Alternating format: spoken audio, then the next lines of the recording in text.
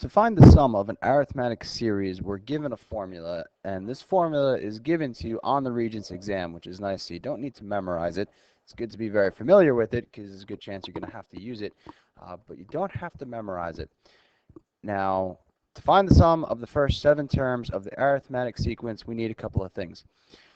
We see the s to the n in the formula means the sum of the first however terms. We're looking for 7 terms, so n is 7, so s to the 7 is n, 7, parentheses, your first term, 1, plus your 7th term.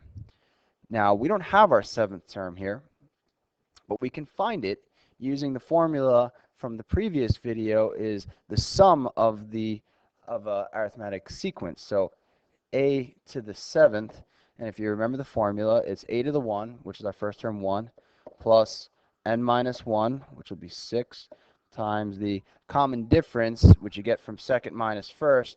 D in this case, 5 minus 1 is 4. So that's going to be 4. So a to the 7th is 1 plus 24. A to the 7th is 25.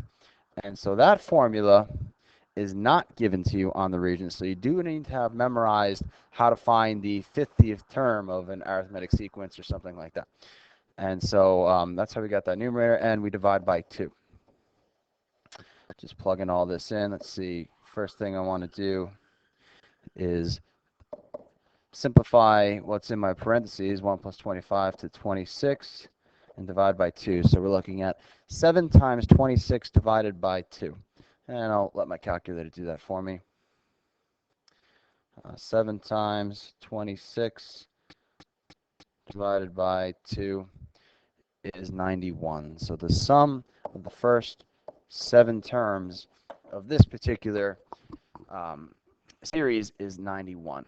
And I could check that. I mean, I'm only talking about 7 terms, so I could, continue this out. 1, 5, 9. The next one plus 4 would be 13, plus 4 would be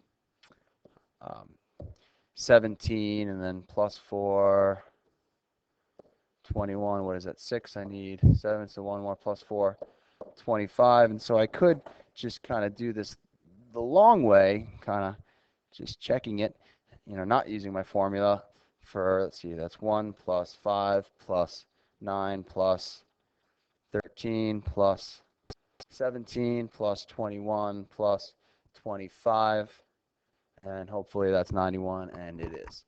So that's, you could do it the long way, but this is 7 terms. If the question, what's the sum of the first 50 terms, or what's the sum of the first 200 terms, that's going to take you a really long time, so that's why we have this handy formula, the sum of a arithmetic series, and that formula is on the Regents, but how to find a to the n, that formula is not, so that's one we do have to have memorized for the exam.